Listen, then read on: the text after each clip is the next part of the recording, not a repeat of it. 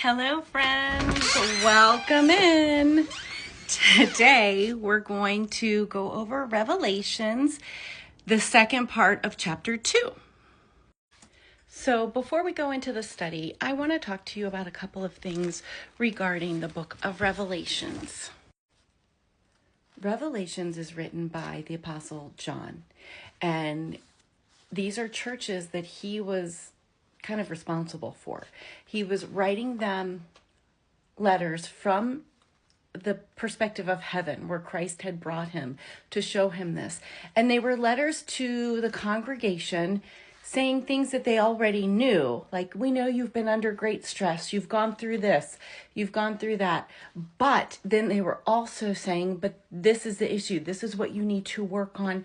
And although it was a letter to the entire congregation, it was also a letter that was something meant as a personal message to each person. So as we're studying this, we need to look at our own personal lives and where it is that we think we measure up and where it is that we think we can work on it. It's not meant to be a place of judgment for others, but it's coming from a place of love, because these are things that we all have got to look at as Christians, because none of us are perfect. Today we're going to be reading Revelations chapter 2, verses 12 through 29. The two churches that we're going to discuss are Pergamum and Thyatira. All right, I'm reading to you from the Way, which is the Living Bible, starting verse 12. Write this letter to the leader of the church in Pergamos. This message is from him who wields the sharp, double-bladed sword, which you know the Bible is called a double-edged sword. I am fully aware that you live in the city where Satan's throne is, at the center of satanic worship. And yet you have remained loyal to me and refused to deny me, even when Antipas, my faithful witness, was martyred among you by Satan's devotees. That must have been very frightening for someone from their own group to be unalived for their beliefs, but yet they remained faithful. And yet I have a few things against you, so that still wasn't enough, you guys. You tolerate some among you who do as Balaam did when he taught Balak how to ruin the people of Israel by involving them in sexual sin and encourage them to go to idol feasts. What kind of idol feasts are there in your life that you are tempted to go to? I'm not going to call out what they are because I don't know. Every one of us has different things that we have in our lives. So we need to look at what that could be and give it up. I mean, I will tell you for myself, I used to love to go to the club, and I haven't been in a very long time. And it's because of my Christian walk. All right. Yes, you have some of these very same followers of Balaam among you. And that's not, you can do whatever you choose to do. It's between you and God. I am just telling you in my own life and trying to be open with you. Okay, here we are at verse 16. Change your mind and attitude, or else I will come to you suddenly and fight against them with the sword of my mouth. Let everyone who can hear listen to what the Spirit is saying to the churches. Everyone who is victorious shall eat of the hidden manna, the secret nourishment from heaven, and I will give to each white stone, and on the stone will be engraved a new name that no one else knows except the one receiving it. I love that verse so much, because that's something that when I was a little girl, I asked my mom what my real name was. And she's, what are you talking about? And in my heart of hearts, I was 3, maybe 4 years old when I asked her that. That tells me that there is a stone with a new name on it that no one else knows except for me and God. It's right there in the Bible. And that, to me, that's one of the reasons why I love reading the Word of God. It's so encouraging because as we read it and we press in, we find new things.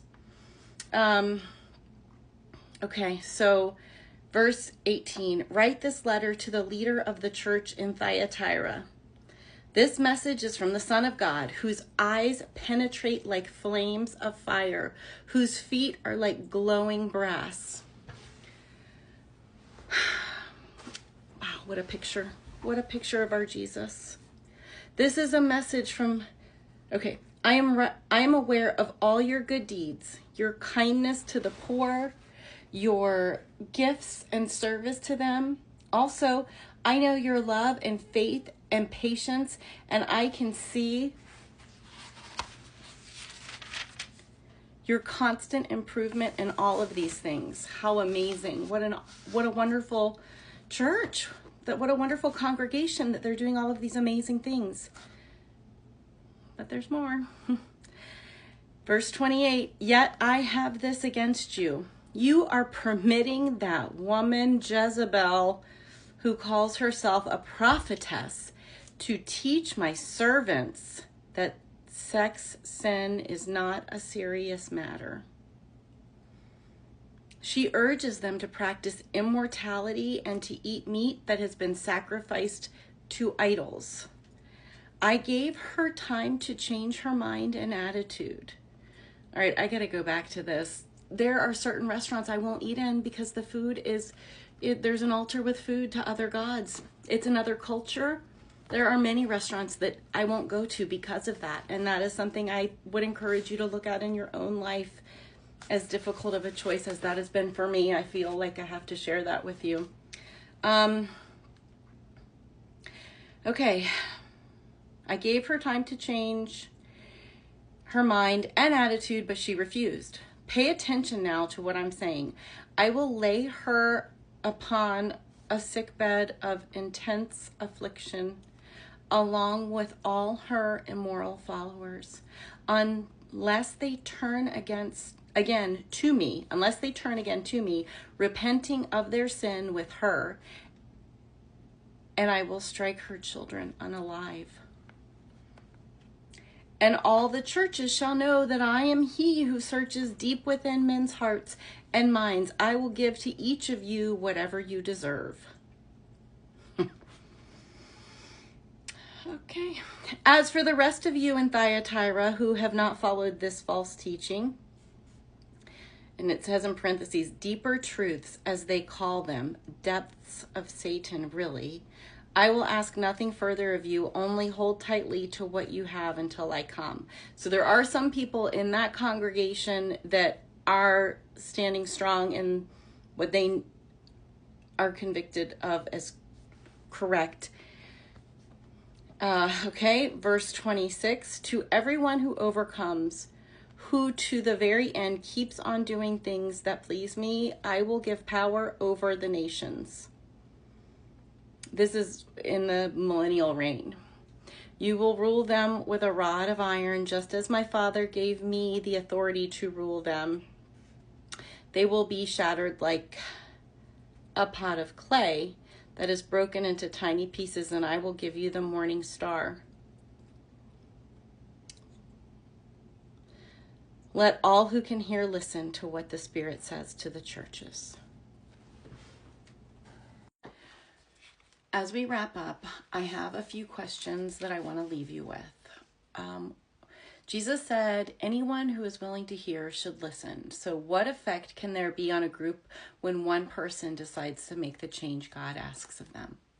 Also, notice how some of the churches had accommodated themselves to the sin around them. And think about, how do Christians often rationalize their own weakness, failings, and shortcomings? And then last of all, if Jesus were to write a letter to you, what are you concerned he might mention? And what can you do today to make a change to improve that? Thank you all.